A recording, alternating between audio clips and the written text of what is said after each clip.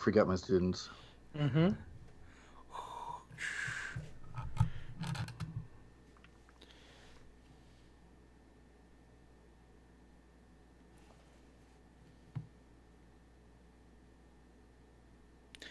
So I was thinking, maybe not next week, but if I mentioned it to Donovan, maybe it'd be kind of fun to do like a community hangout for a podcast, where we do like actual Google Hangout with like the 10 people in like the panel. I think it'd be great. Let's do it. We'll just give enough notice for people to plan for it. Yeah.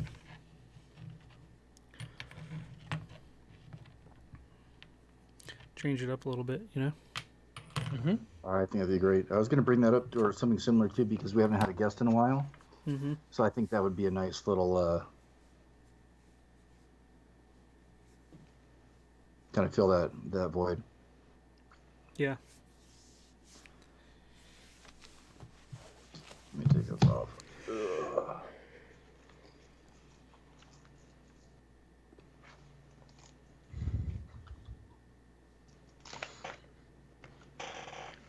I should have made the sound.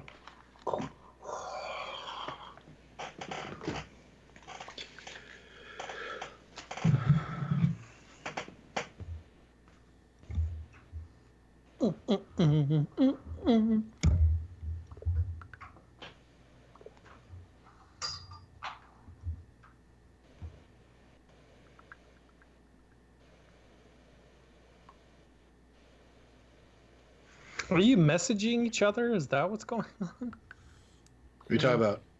I was posting in the chat.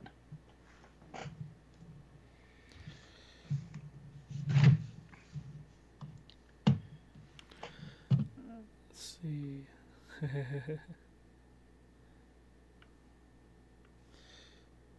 Alright. There was something I'll bring it up later. Okay. I'm ready. I'm good. All right. I'm ready when you guys are. All right. I forgot my line. Hello, All right. Internet. Yeah. Something like that, right? What's up, everybody? It is that time once again for the Make Geeks podcast, a podcast for makers, dads, and geeks. Your safest podcast on the internet right now. And this is episode 170. 5. There you go. 175. It's a milestone number. It is. 25 away from that 200. Yep. At this point, having done it for this long, I think every episode is a milestone now. Man, we had that space reserved at Madison Square Garden for episode 200. I'm not sure if we're going to be able to pull it off now. I think we had to cancel it. Well, actually, the cost of reserving that space just went way down. That's so true. Maybe we should just do it anyways. Yeah, I have a friend who's actually traveling, and it's funny seeing pictures of like empty airplanes and empty, not empty, but just like No, there's relatively empty. literally empty ones flying, so they can keep their routes. Right now, there's like stupid rules. Yeah, they're having to change them, but yep, fun. Anyways, how are you guys doing? I wonder what we're going to talk about today. Oh my god, it's kind of hard to avoid. It is, and we almost talked about it last week, and then I remember last week I said, I don't think I have much to say about it. Well, not anymore. A lot of things change in a single week, and I'm sure from your guys' perspective too. And it's kind of cool in a way that we're all in a different part of the country. That's like three really different perspectives to take a look at of how it's affecting our communities and where we live. So you're saying it. What are you referring to, Sean? I'm referring to a case of the sniffles, according to some people that are trying to underplay what's actually going on. But this virus of COVID-19, which I'm not sure how we're officially supposed to refer to it, because I almost don't want to call it the coronavirus anymore. I kind of like the clinical name. The more sterile clinical name. I don't know which one is better, but I know that they're trying to push that that approach to talking about it with the clinical name. You know, I guess I could start talking about it a little bit first, especially being at a school. A lot of the students are kind of freaking out, and we're having to really evaluate the possibility of closing down for a couple weeks. And if we kind of continue classes online, which is problematic for some of the stuff that I teach, but I could probably make it happen. It just I've been teaching for almost 14 years now, and it's the weirdest time ever for a lot of people. So things are getting canceled left and right. Big events that we had planned are just they're not happening anymore. They're postponed until further notice, and everybody's kind of waiting to see what happens next. For further notice until this like April 3rd date that people keep throwing around. Where'd that date come from? I haven't heard about that. Yeah, see, ours said April 14th or April 20th.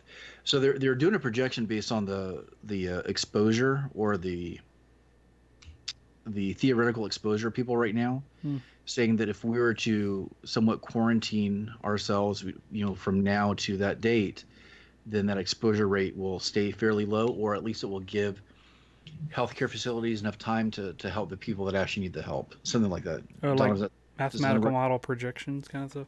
Yeah, that's where like the math comes in for all that. Don, does that sound pretty close to what you were hearing on that too? Oh, I didn't know why they'd set that date for what it was, but I just kept hearing the day April 3rd. Yeah, it's something to that effect. Man, it kind of seems crazy. I mean, all of this seems crazy. A little bit. I mean, I have a different perspective on it because I've been through something like this before, but even still, it all just seems crazy. Which we want to hear that perspective. Yeah, definitely. And I try not to be reactionary to any of these things that happen, but seeing so many people and seeing an actual effect of things stopping, closing down, and a real effect of this is a little bit weird, but also makes me feel kind of weak, as a society.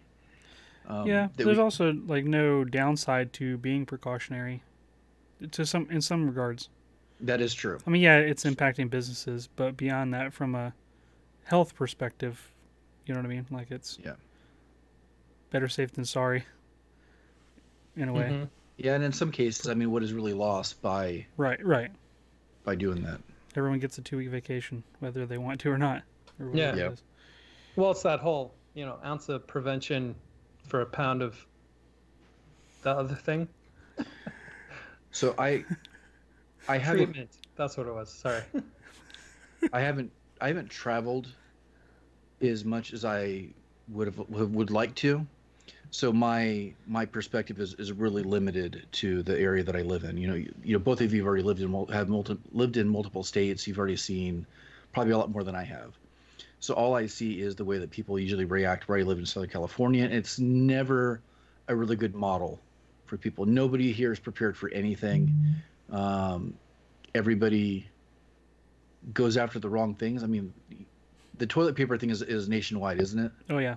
Mm-hmm. Not here in Oklahoma. No? We still got lots of toilet paper. Well, good. Well, Interesting. Good. I know where to order it from then. Yeah, Donovan could act as the middleman and charge that brokerage that extra fee. Yeah. It just seems so ridiculous the way that people are reacting. Not just because of the toilet paper thing, but just I don't think, at least here, people don't really know how to prepare for anything, like any kind of situation where there might be a limit of something. Maybe it's a weird wake-up call for taking a look at what's more important at the moment. I don't know. And the need for just like personal preparation for anything. I mean, my parents were, I don't know what you want to call it. They weren't like end of the worlders, or paranoid conspiracy theory type people. Preppers, yeah. They weren't anything like that. But growing up, I mean, we always had food storage, because the idea was that if anything were to happen, that we'd be covered, we'd be safe. And that was like food, that was water, electricity, candles, like toiletries, just everything always had food storage. And that's something that I've tried to do with my family, is to have some kind of food storage, and the fact that we live in Oklahoma, I mean, there's tornadoes, um, almost almost frequently, not too frequently, but frequently enough that one of the things that we've done in our house is we have 72-hour packs. So each person in the family has a backpack full of everything that we would need for 72 hours. So just in case we'd ever need it, you know. And we never thought that we'd actually ever have to use any of this stuff, whether it be the food storage or the 72-hour packs. But with the prospect of schools potentially closing and everything kind of coming to a halt for the moment, we're like, oh, we might actually have to use this now. So, and I'm asking this because I really don't know a whole lot. Why 72 hours? It was just.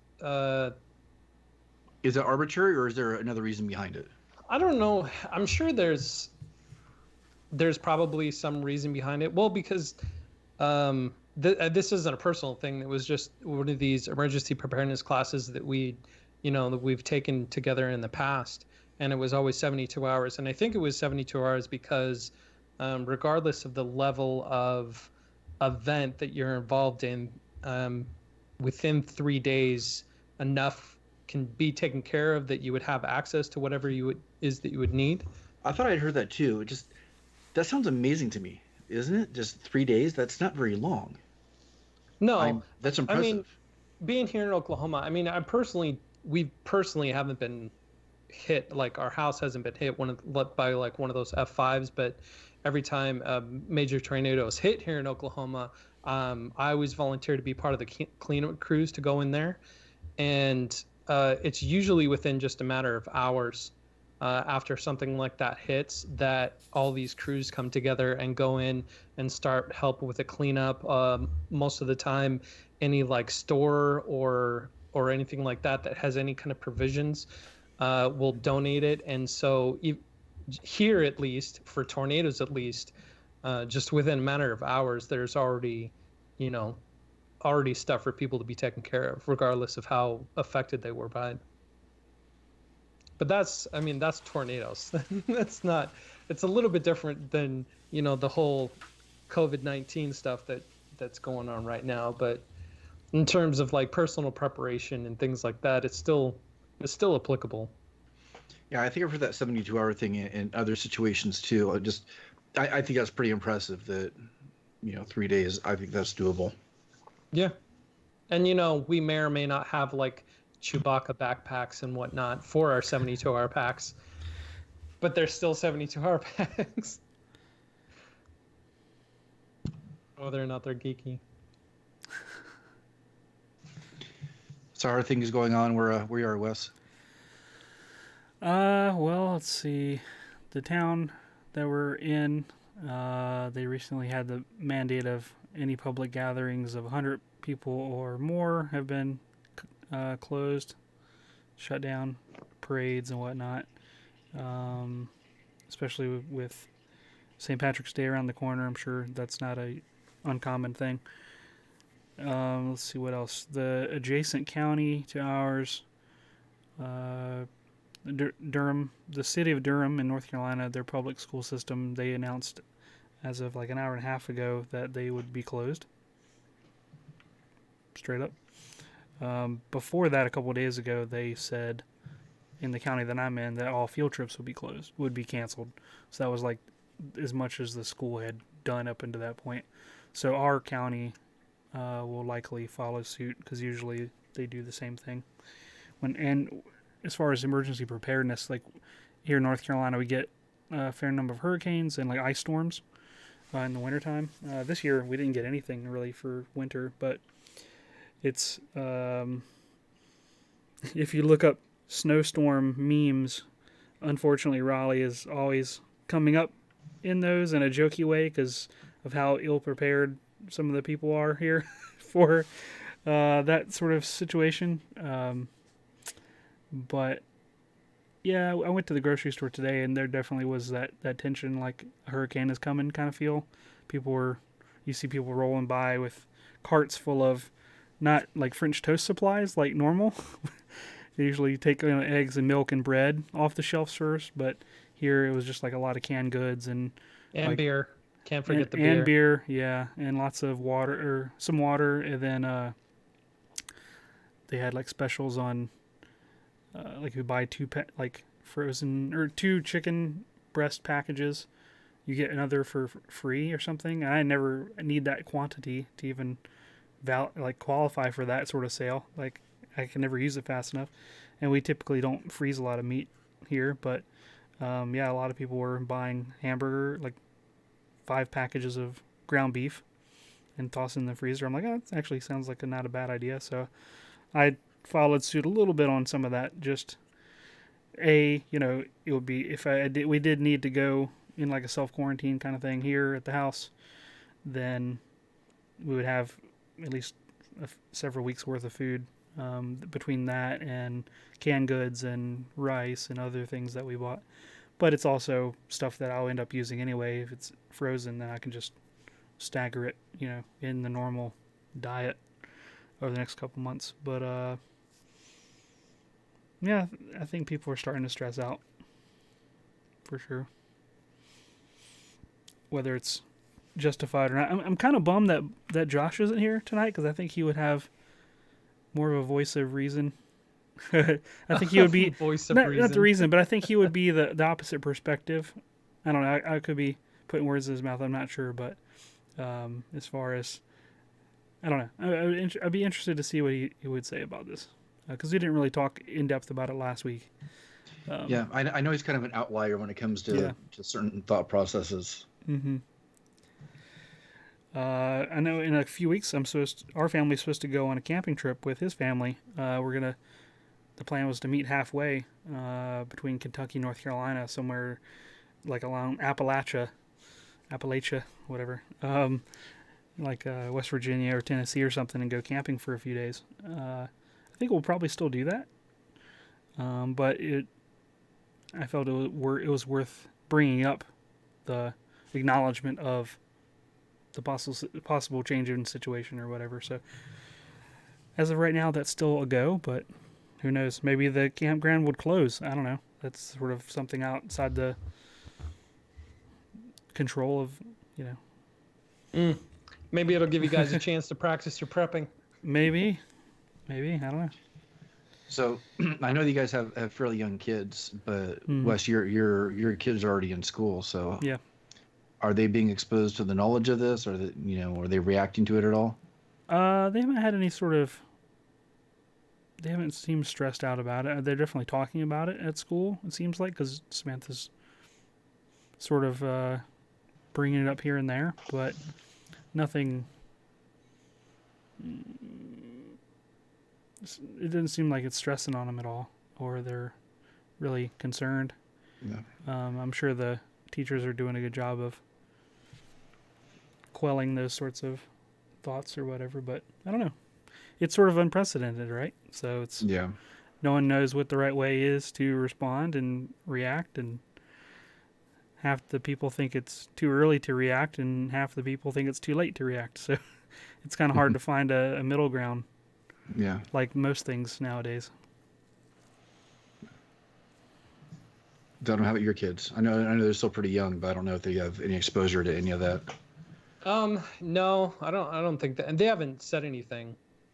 I think they've heard of what's going on in passing, especially because, being in school, they're trying to prep everybody for the possibility of school closing and working, doing everything online. So, but as far as like the actual event, no, like they're too young to even understand what's going on, why it's happening, what it all means, all that kind of stuff. That, and if there's Legos in the vicinity, they just don't care. So, because Legos are way more fascinating than whatever else is going on. Maybe it's the curse of having a kid that's almost preteen. With him and his group, they talk quite a bit, and just the nature of their conversations, I think, some of them are starting to get worried and panic, and so. Worried about what exactly, though? They're about being worried about getting sick, or worried about the impact of everything, or like it's everything. Yeah, it's everything. I mean, so where the two of you live, you guys have already kind of talked about, where there was a hurricane or a tornado, there's a certain way of life that people just know it's a way of life, living there. Here where I live, you have earthquakes, fires, and just other like domestic type stuff. So things that are almost like invisible, like an invisible threat type thing. There's a lot of people that don't know how to react, and a lot of kids that don't either. And I just think there's a shortage of like coping mechanisms or knowing how to deal with stressful situations like that. That you see it, you see it more prevalently in situations like this. I mean, in the past, all the other things, at least of this nature that come around have been fairly benign. Um, but this one is a little bit different because there might actually be an effect on a bigger scale. And yeah, so the kids are talking about it, and my son was a little bit worried about it today, so we had to sit him down and talk with him for a while about it. Our district has been sending out calls like the last 3 nights in a row about stuff going on. So that impending effect is still there. Technically Woodworking in the chat brought up a good point. He says, are the esports practices canceled? I feel like it's possibly the only sport where you could do it remote. I had a meeting with my department today, and that is the exact joke that I made. Like, nope, we're still competing. We haven't been canceled. Yeah. That's fantastic. Yeah. We're the safest sport on campus. Except your computer can get a virus, I guess. That's true. Yeah. So, like, as to my own personal experience, because I don't know how else to segue into this. For people that don't know, I used to live overseas. I lived on the island of Taiwan, which is just right off the coast of Hong Kong. And while I was living over there, the SARS epidemic happened and hit its peak and all that other kind of stuff. And while I was there, it was kind of like where we are now. It was one of those things where it was in the news all the time. People were starting to get worried about it. About it. People were starting to freak out about it a little bit. Most people over there, when they're outside, they wear masks anyway. Just because the air quality is so bad that's just what you do. But more and more people in a non-transportation setting were starting to wear them, kind of like we're seeing now. I went to go get my mail today. The people at the place, they were all wearing masks. And then one morning, I remember getting a phone call that everything had been shut down. We weren't allowed to go talk to anybody. We weren't allowed to go in any like major stores unless we needed anything. We weren't allowed to go visit people.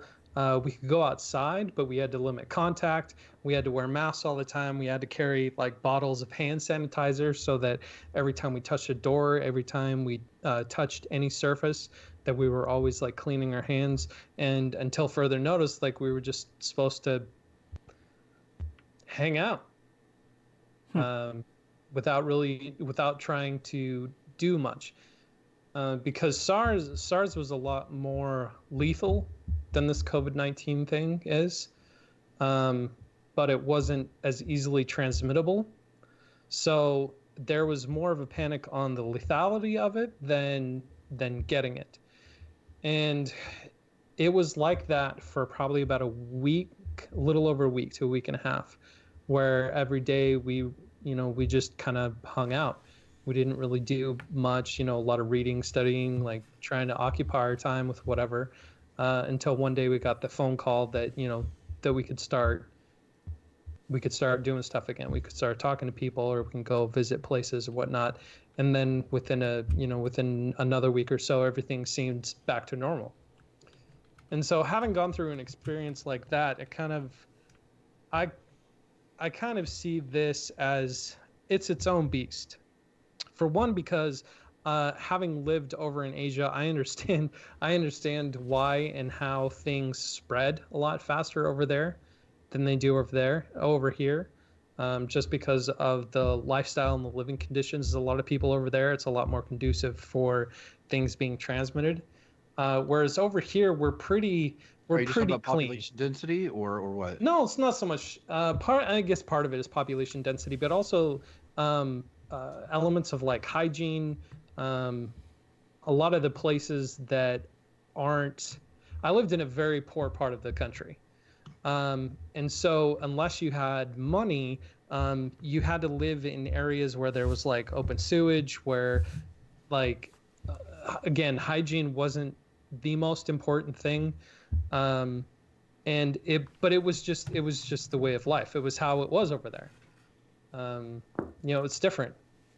The people try and ask me like what's it like living over there. It's completely different than living over here on so many levels. And that's one of them. And so given the fact that you have a lot of people close together, um again, open sewage and all kind of stuff where hygiene isn't that important, it's easy to see how things like this can spread in an environment like that. The thing about this, the whole coronavirus COVID-19, that I think personally is different, is the fact that you can have it for 2 weeks before you have it. And so there's a 2-week window where anybody can be infecting anybody else without knowing it. Whereas you have something like the flu, because the flu keeps getting brought up into this conversation of how many people died last year of the flu and all kind of stuff, which I'm not trying to mitigate the flu because the flu is awful, but the the time between getting it and having symptoms of the flu is like less than 3 days. So it's pretty quick. It's a pretty quick turnaround. Whereas it's 2 weeks. And so it's hard to know it's hard to know how bad this is going to be, because we have to wait. It's a hurry up and wait to see, okay, within the next 2 weeks, like, what are the numbers going to look like? And one day we may get a phone call that says, hey, you have to stay home. Don't talk to anybody. Don't go anywhere. Just kind of hang out. And one day we may get another phone call that says, okay, we're all good. But it's just, I think the anxiety of not knowing is probably what a lot of people are freaking out about, which I can understand. Like I said, having been through something like that before, like I can understand why people worry, but I can also understand why people aren't worried. It's weird, like being able to understand both sides. How long did you have to do that for? That stage of altered social behavior? Oh, it was like a week and a half. Okay. Yeah. Because the SARS epidemic, it got pretty bad for a little while. There was a couple weeks where it seemed like it might be one of those things that can turn into a pandemic. But fortunately, for reasons like looking back, for reasons nobody really understands, it just kind of went away. Just kind of stopped. It didn't turn out to be as bad as everybody thought. Which for most things, most of the time, is how it happens. As bad as we think it's going to get, it's never as bad as we think it will be, even if it does get pretty bad.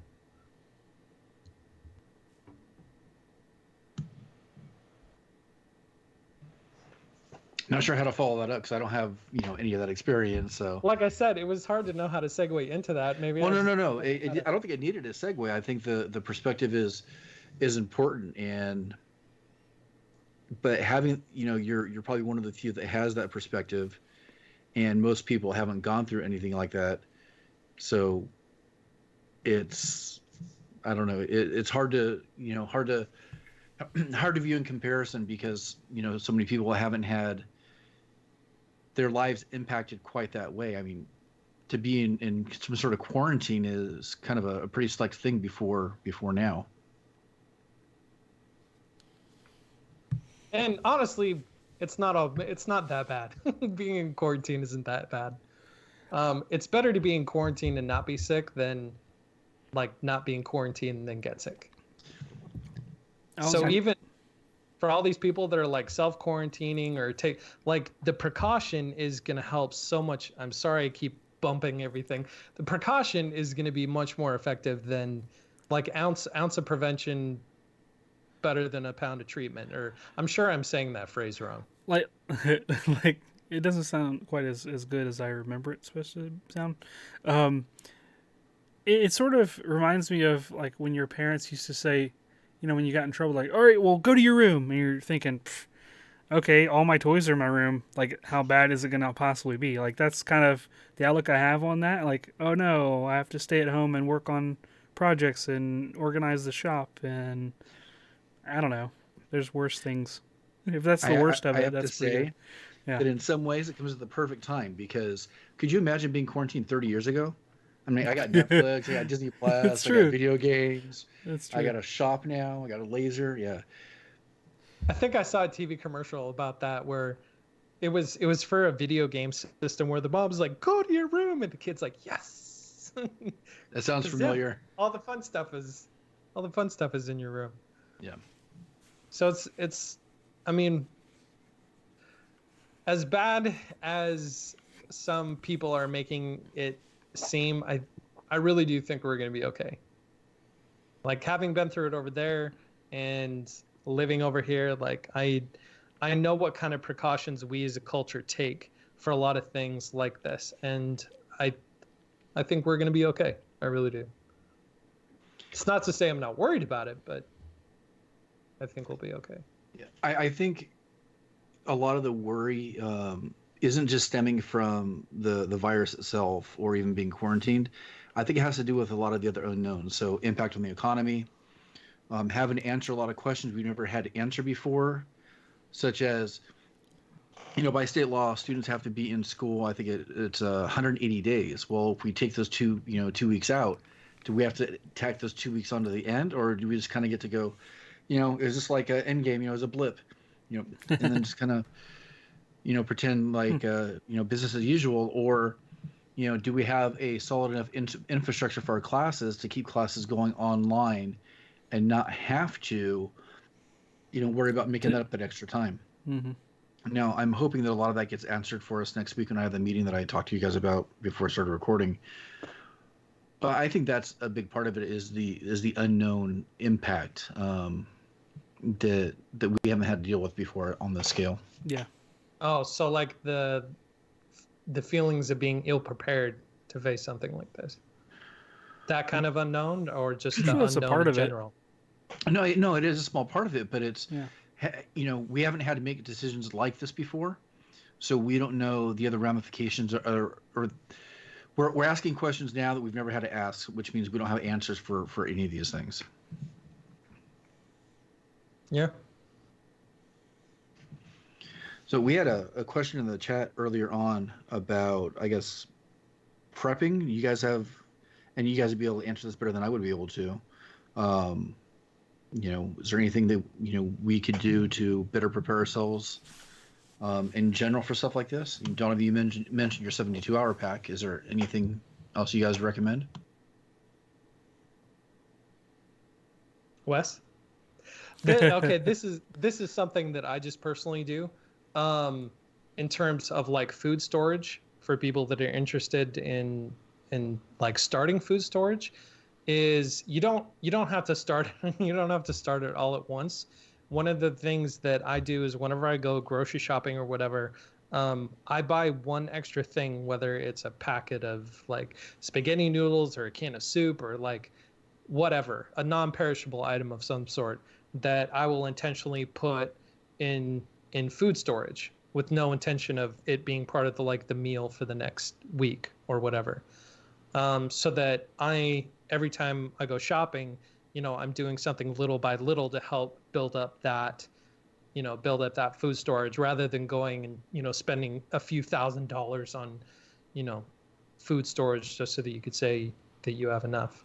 It's doing the little things that help build up over time to get you to the point to where, if anything were to happen, you'd be okay. Are you storing this in a separate location than your normal pantry items, or are they just like further back in the cupboard, or what? No, just in the pantry. Yeah. I think I indirectly do that too, without even thinking about it. Yeah.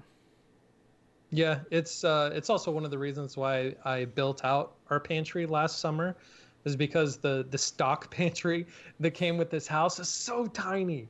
It's like 4 shelves, and I was just like, oh, this is terrible. because growing up with, parents who, were into food storage and stuff like that, our pantry was a whole room. It was impressive. And my the pantry at my parents' house right now is impressive, like, because it's a whole room.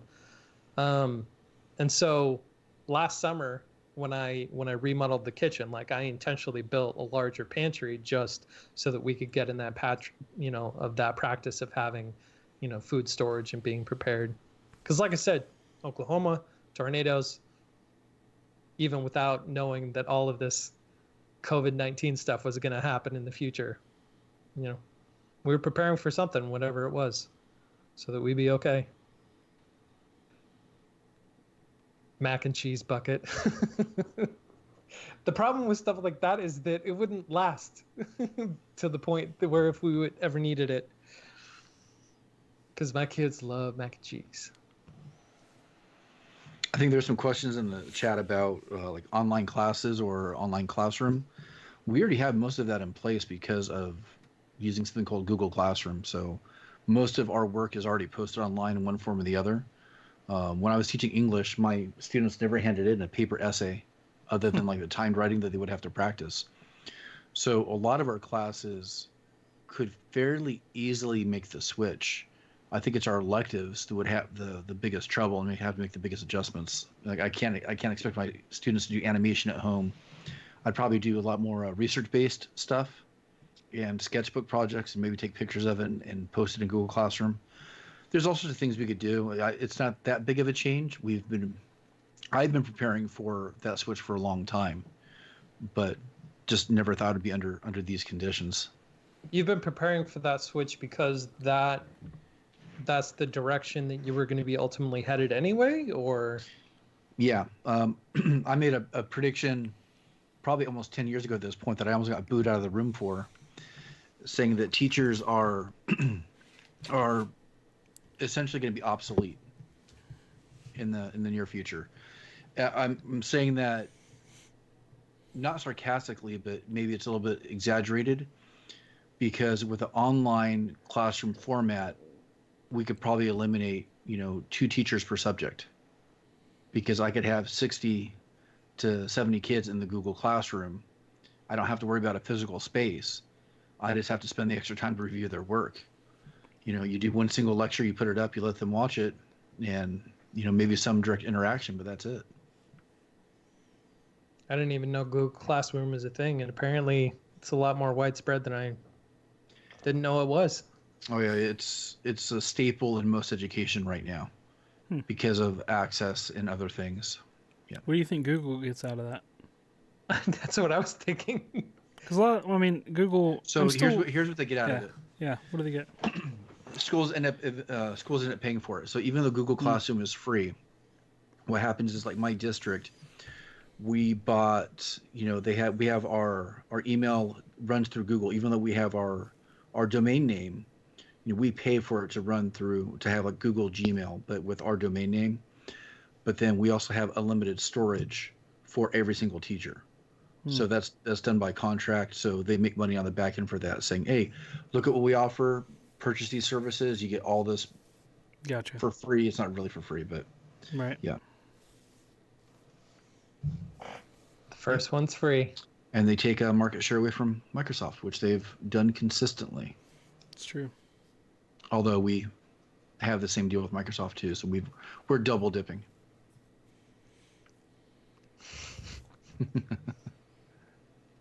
And who knows, one day they'll probably put ads on it too. No, Google probably won't. Really? Not directly through there. I think there's some education code issues with, you can't directly advertise to kids. Okay. Well, I mean, yeah, I guess that makes sense. The only reason why I said that is I don't know like how recent this has been, but I'm trying to get caught up on YouTube videos because I've been so busy with like everything. I'm like, oh man, I'm so behind. I need to see what other people are doing. Yep. And I was like, wait, when is like 2 to 3 commercials before each video become the norm? Because now it seems like every video it's like 2 to 3. I haven't seen a commercial on YouTube for like 2 years, so I don't know. Oh, because you have like an ad blocker? No, Google Red or whatever it's called now, Premium or whatever. I think, Donovan, what you're talking about with the ads, I think it's a result of COPA. because all the ones that marked, was made for kids, since they can't carry ads, I don't think they want to lose the ad revenue, so they push it out to all the other ones that can carry an ad. I'm assuming.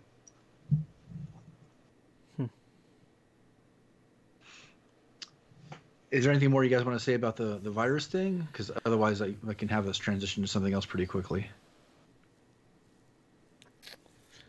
Yeah, I think we've covered that as much as we can at this point. I mean, not experts in talking about the disease at all, but I think it's cool seeing the different perspectives and hearing, like you from Donovan, for being overseas and what that situation was like. Yeah. We don't have very many people that have any kind of experience like that could sort of set other people at ease. So everybody is, listening to the hype instead of. Was I setting anybody at ease? No, you know what though? I think it's so. nice. No, I think it's nice hearing it because I know that SARS was a infinitely more dangerous disease, virus, whatever it was. Even though it wasn't transmitted as easily, I think there was a lot more fear with that one. It was a type of coronavirus too. Mm-hmm. Something we forgot to mention at the beginning of the show, if we're gonna change and turn a corner a little bit, you guys released new videos last week. I did. He did. What does I was part of it. You were, but what does the guy have to do to get you to comment on a video? I basically featured your stuff in the entire thing. I did comment.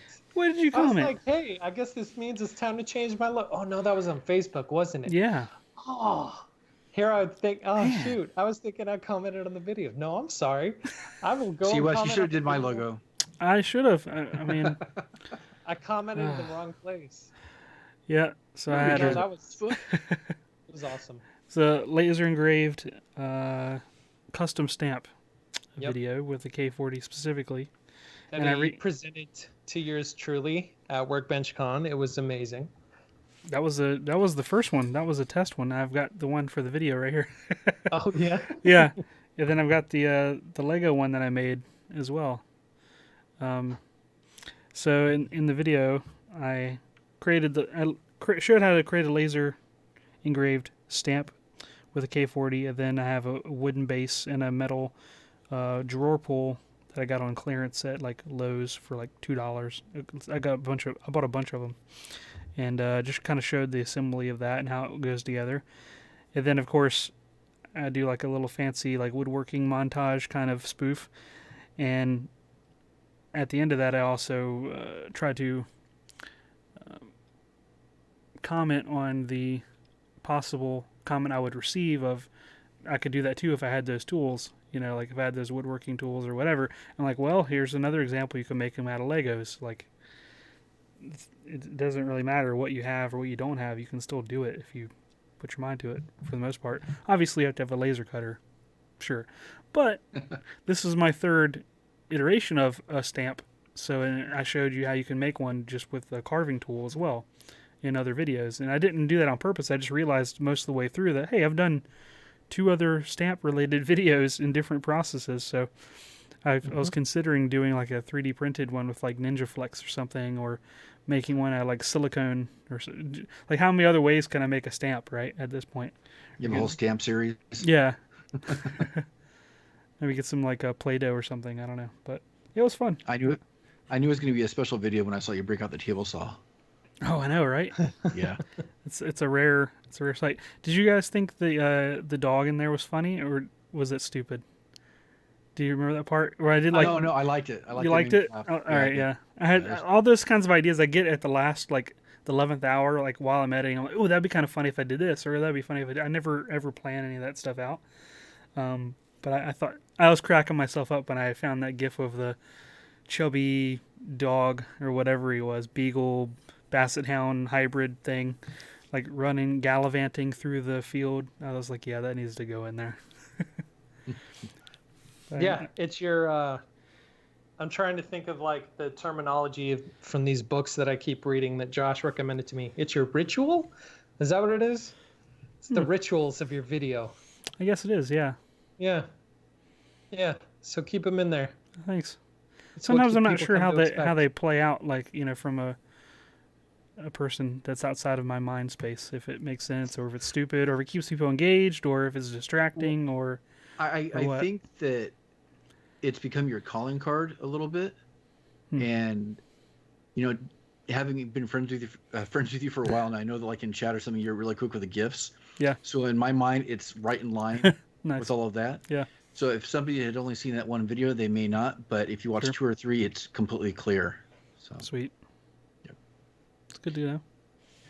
And then Donovan, you had the final piece of your Lego collection. Final. It's funny. I say final, or yeah. What are they asking for now? Well, okay, so these golden weapons were from one season of the Ninjago series. Oh, geez. There's 10 other seasons with 10 other styles of weapons. So, oh my gosh, the requests have been relentless, but it's fine.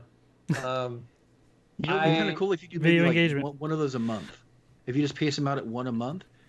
So you do your big blockbuster one, you do the ones that you really want to do, like the art pieces, blockbuster, little art pieces. I know, it's terrible because I'm really thinking about doing this. I'm like, I don't want to be the Lego Ninjago guy, but oh gosh. How is it tracking related to your other videos? Not very well, actually. Yeah, it looked like it, yeah.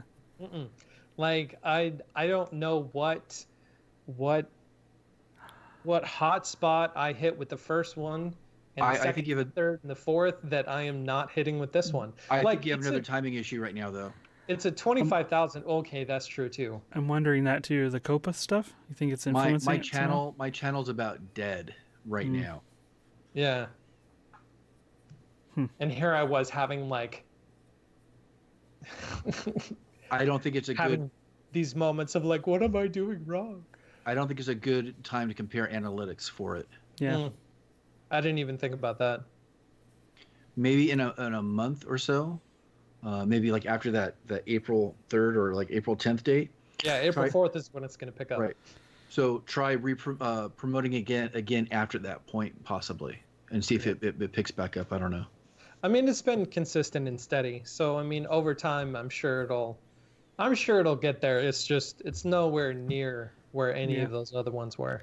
I mean, also you could just consider the other ones as outliers, I know. It's going back and watching the other ones. I really trimmed the fat on this one. Like, I did something crazy. The editing style was totally different. Like, so much of this video was different than stuff that I've done in the past. Because I'm like, okay, if I want to try something, it was an experiment to see how well it would work. But there was so much that I did with this one. I'm like, but see, that might have been one of the problems too. Is maybe try changing one thing at a time, because you could test it better instead of changing 5 things, and then you really don't know, what affected what possibly. Yeah, I went crazy with it because my original cut of this was 10 minutes long. Because I wanted to go for a more long form. You should release it in and put like extended cut or director's cut or something like that. Yeah, I'm thinking about doing that with some of my videos. Yeah, I think I've been reading these stupid books are in my head. So the books that Josh recommended were Story Brand, or Building Your Story Brand, or Building a Story Brand, which is a really good book, and then Primal Branding. And along with that, I've also listened to the Made for Profit podcast, which I don't normally listen to, but a lot of people recommended I listen to the one with Tim Schmoyer, who is the video creators guy. If anybody has seen any stuff from video creators, that's Tim Schmoyer. And I have been watching a lot of his content and actually going through one of his courses on building better awareness on YouTube. And so between the books and the Tim Schmoyer classes, like I have been in my head so much with like all of my content and trying to like reassess everything and figure out, what direction to take in the future for everything that I'm doing. And it was part of that I decided to do something crazy with the edit of this last video. As well as you're talking about doing the longer cut. I think one of the things I'm going to do is put out 2 videos. One, which is the short highlight reel, short tight cut one. Called a shorty. The shorty. And then I do have a Patreon, and I'm very, very appreciative of all the people that support me on Patreon, because I feel like I don't really do much on Patreon. I only have one tier, and what I do is I release all of the build files for the stuff that I make. So anytime that there's a cut file or a 3D file or anything like that, I'll release it to the people that follow me on Patreon. And I never felt that I did much for Patreon, and that's why I only had one tier, because I'm not asking for a lot.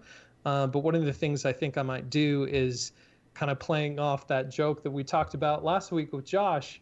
You should do a bits video. I think what I'm going to do is I'm going to do a behind the builds video, which is going to be the long form content where I do the tutorial, and that'll be on my Patreon, and the shorty will be on my YouTube channel. Maybe that'll work.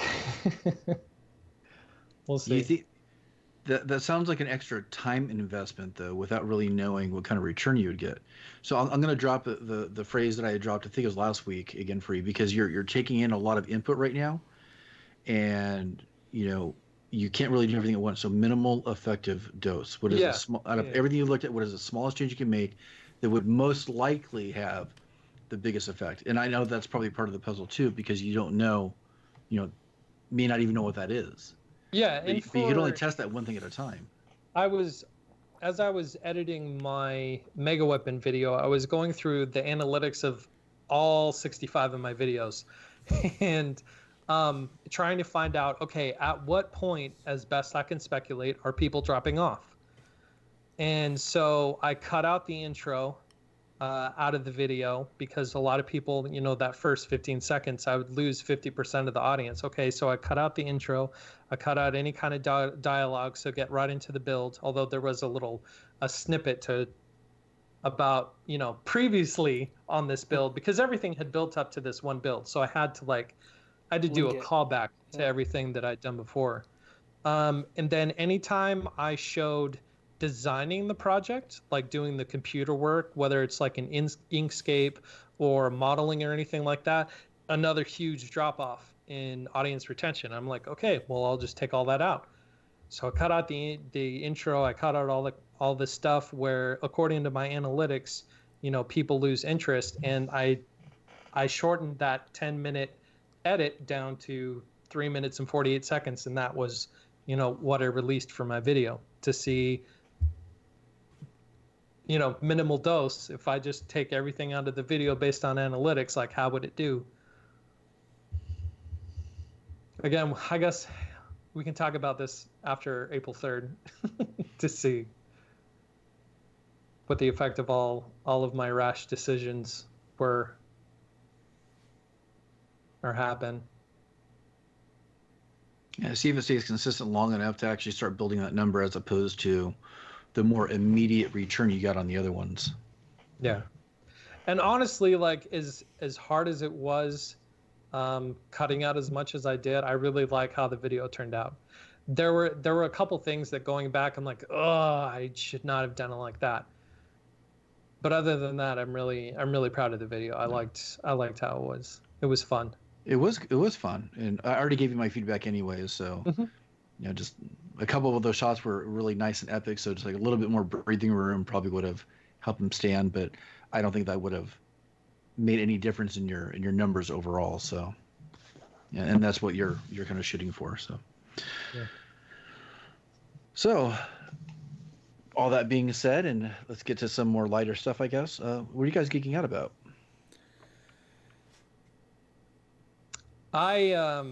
7 years ago, I bought into a game called Star Citizen, which a lot of people have either heard of and love, or haven't heard of and don't care. But Star Citizen is I guess, I don't know how to describe it. It's a community Cash grab? built. I'm sorry. Yes. It is a community built sandbox game based in space that has been in beta for a decade now. And they're still building it and still working on it and building up. But the premise of this is that you buy a ship, That's how you buy your way into the game. And ships start at $100 and go up to $10,000, I think, is the most that some of those ships are. And you buying into the ship helps to fund the game and its development. Again, it's been in beta for 10 years. So when Wes says a cash grab, yeah, but there was a lot of issues I had with it when I first got into it. And for the past 7 years, I have been very put off with trying to get back into this game again because I spent $100 for a game that I have yet to be able to play because it's not playable at all. It's not playable, and it hasn't been playable. Well, they've come out with new patches and new upgrades and all this other kind of stuff, and it's pretty cool. I still have a lot of issues with it, but I have been kind of geeking out about all of this stuff that you could potentially do in this game. So that's what I've been geeking out about. How about you, Wes? I got two quick things. We went to see Onward last weekend, the new Pixar movie. How was it? It was good. It's good to hear. The story was excellent. The characters, usually when I leave a movie, I have conversations or with some friends that went with me or something, and it usually comes back to like the question of, oh, what were your favorite characters, or who was your favorite like sidekick or character, or just anything like that. And I didn't really have one for this one. I thought the characters were not that interesting, but this overall story was very relatable on a personal level, and so that kind of got me with the whole parents and stuff. Like, the premise of the movie is that their father died. It's in the trailer.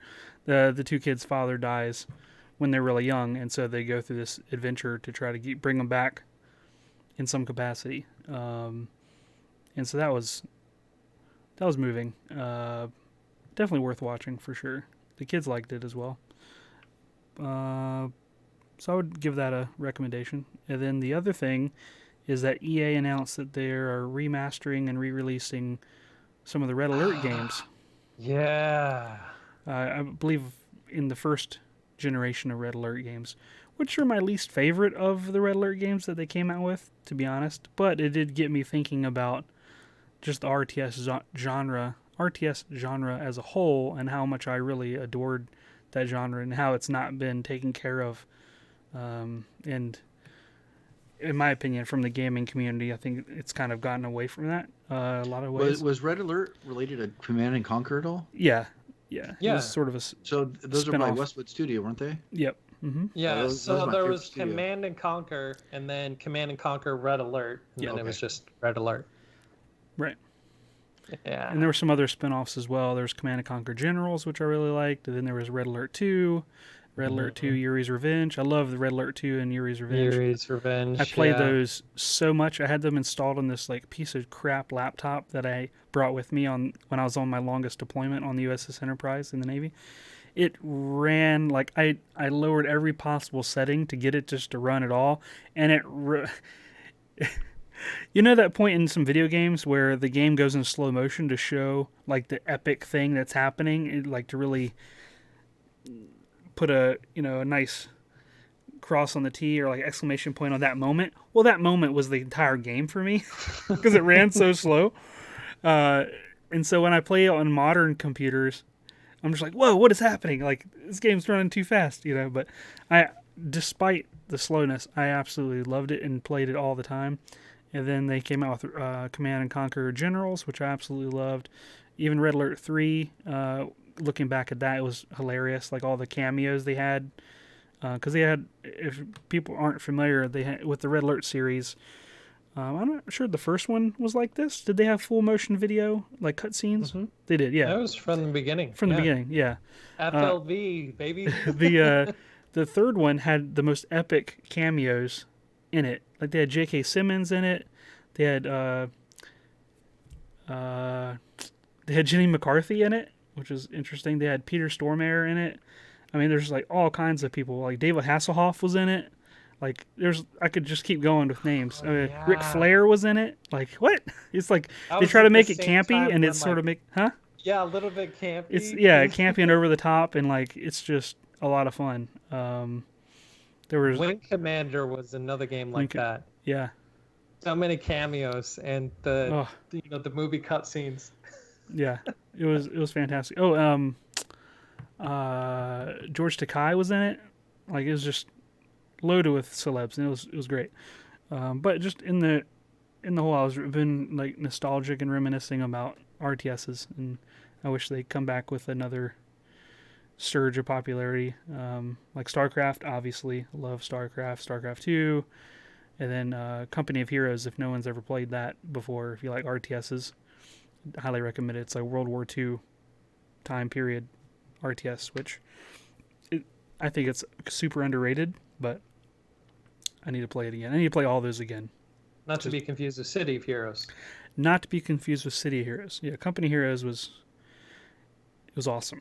They had like artillery, and you would like had deformable terrain. And you can have your little guys take cover. There was a cover mechanic in the game, so infantry could take cover on like they could build sandbag walls and like other structures to take cover on. And it would impact their statistics of how much fire they would take, and you could like dive for cover, and it was cool. You could like have them run behind a tank that you move, and you could have them take cover on that as it advances through, and you kind of like turtle through the maps, and it was fantastic. I'll shut up now.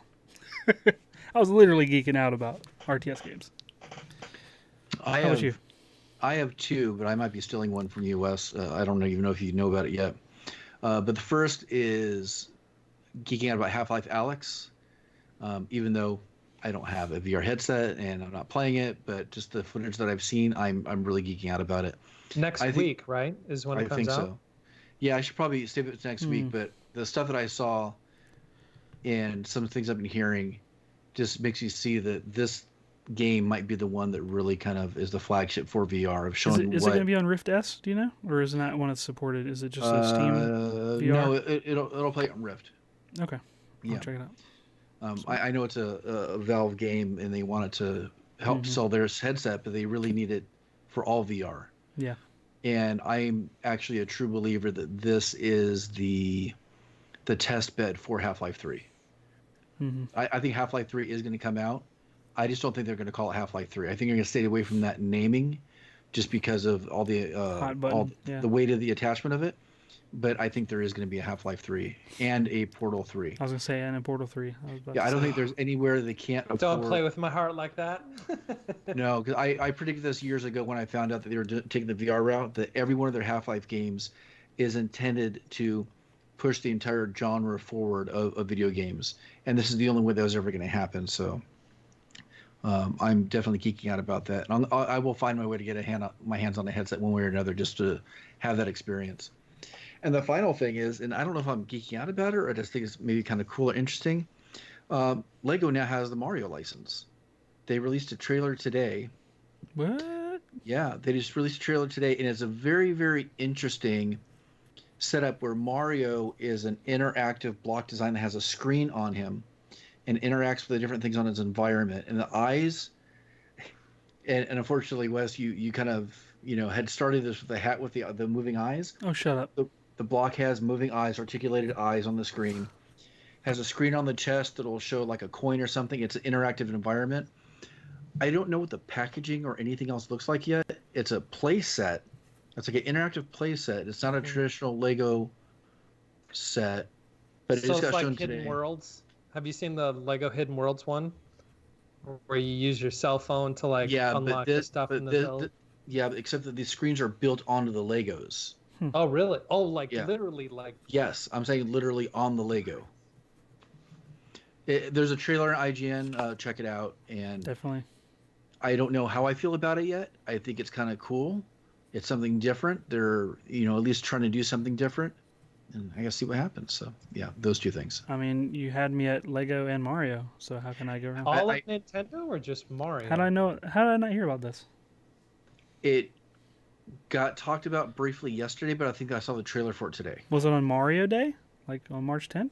Or no? That's a missed opportunity if not. Yeah, I think it got announced, but I think the trailer got official traction today. Huh. Interesting. Sweet. Super Mario Maker and the Real World. Kind of. Wow. Well, while they geek out about this, I'm going to go ahead and start talking about our website. Let's do that. Ooh, ah. But then I urge everybody else to go check out the trailer, and you let us know what you think about it too. Yeah, so makinggeeks.com. Go ahead and check out the contact page. You could send us any direct messages, suggestions for the show, anything you like right there. And on the homepage of the site, you can listen to all of our past episodes. And we are all heavily involved on social media. Each one of us independently has projects that we're working on that you can come and you can check out. Sean, you can find his stuff that he's making over at Geek Builders.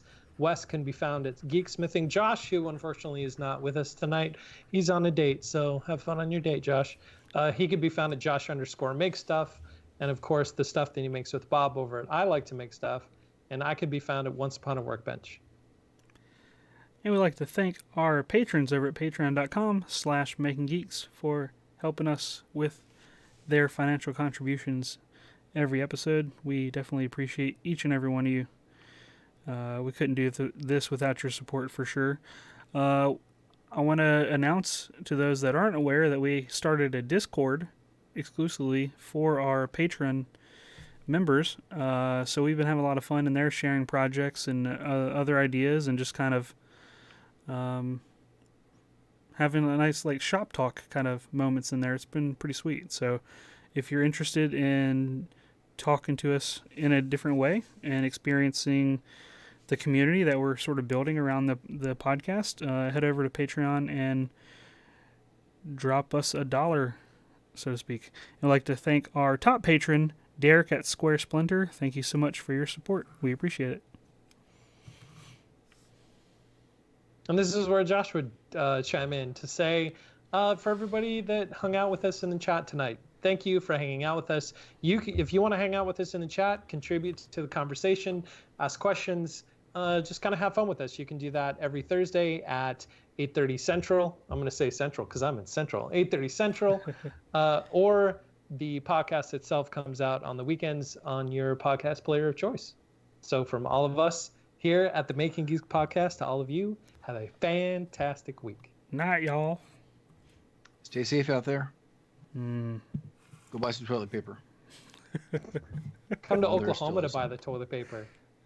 Call Donovan. He's got plenty for us. Got plenty of toilet paper.